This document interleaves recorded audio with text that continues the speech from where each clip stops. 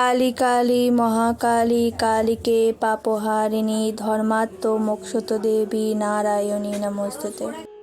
তোমার সংকুল পাশ অঙ্কুশ কটাক্ষ শক্তি ত্রিশূল ও ষষ্ঠী এবং ত্রিকণ্ড পরশু নাগপাশ ও কোদণ্ড প্রভৃতি অস্ত্রশস্ত্র ধারণ পূর্বক ভীষণ রূপে গর্জন করত ইতস্তত বিচরণ করিতে লাগিল। এই সকল জন্তুগণ অর্ধচন্দ্র ও জটাদিতে পরিশোভিত হইয়াছিল এবং উহারা সেই আদি সরভ মহেশ্বর মহতেজ প্রাপ্ত হইয়া দ্বিগুণ বলশালী হইয়াছিল।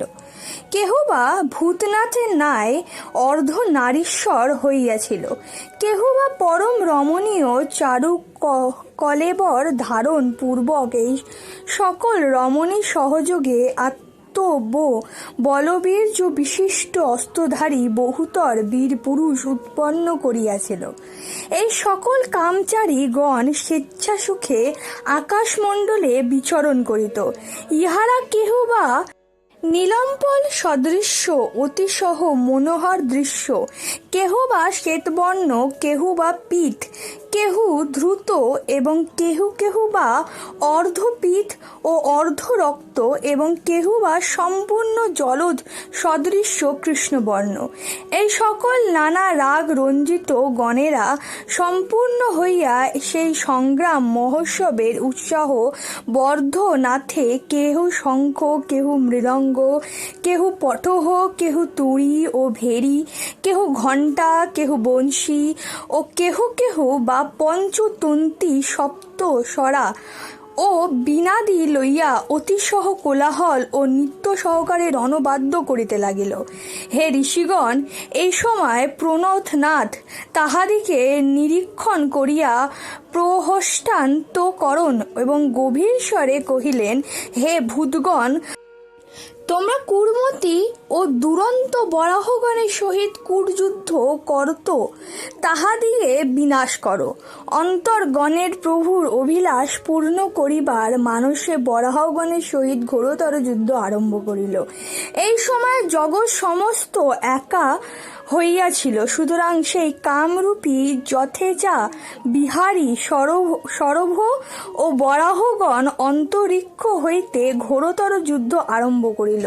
ক্রমে মেঘদল যেমন প্রচণ্ড বাতাবেগে ছিন্ন ভিন্ন হইয়া বিনষ্ট হয়, ততপর শৈবগণেরা অমিত বলশালী সেই বরাহদিগকে ক্রমে ক্রমে হীন বীর্য ও বিনষ্ট করিল।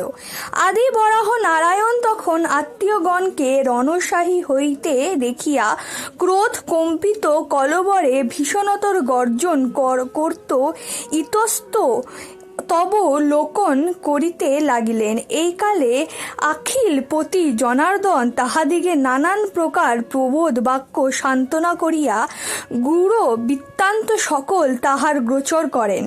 অন্তর বরাহদেব নিজ কলেবর পরিত্যাগ করিয়া নিমিত্ত তাহার নিকট প্রতিশ্রুত হন। এই সময় সর্বশ্রেষ্ঠ ব্যোমকেশ সক্রিয় তীক্ষ্ণ দষ্টাক্ষ দ্বারা দ্বিধা করিয়া নরসিংহকে বিনাশ করেন। অতএব তাহার প্রথম অংশে অদ্ভুত তেজস্বী ও তপপরায়ণ নর নামে এক ঋষি ও অপরাংশ অতঃপর জগদ্ধিখ্যাত নারায়ণ নামে এক মহান পুরুষ সম্পূর্ণ হইয়াছিল। উহারা সেই বরাহদেবের তেজ প্রাপ্ত হইয়া অতিশহ দুরান্ত হইয়াছিলেন। এই সকল বিষয় বিস্তারিত রূপে নিখিল শাস্ত্রাদিতে কথিত হইয়াছে। ভগবান জনার্দন এই নরনারায়ণকে সরভ পুরাধি ভগবান ব্যোমকেশের শরীরের সহিত একীভূত করিলে তিনি পুনর্বার তাহার সম্মুখান হইয়া কহিলেন, হে ভিব, এই চরাচরে বিশ্ব রক্ষা করিবার জন্য আমি যে এই শুকর দেহ পরিত্যাগ করিব, তাহা পূর্বেই প্রজাপতি ব্রহ্মা, জগৎপাতা বিষ্ণু এবং বৌদ্ধরূপী মহাদেবের নিকট অঙ্গীকার করিয়াছিলাম। হে ঋষিগণ, ভগবান লক্ষণাকান্ত এই কথা বলিয়া সচিন্তভাবে নিরস্ত হইত পুনর্বার সেই সর্বশ্রেষ্ঠ মহাদেবকে কহিয়াছিলেন, হে মহাবাহু, বোধ হয় তোমার এই শানিত ত্রিশূলের দ্বারা আমার এই শুকর দেহ বিদ্ধ করত নাশ করিলে আমার আর কিছুমাত্র দুঃখ হইবে না।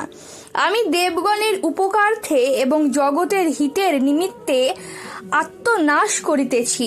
হে বিশ্বনাথ, তুমি আমার ও আমার সুবিত কনক এবং ঘোর নামক সন্তান ত্রয়ের অঙ্গ প্রত্যঙ্গ ও অস্থি দ্বারা যজ্ঞের আয়োজন করো।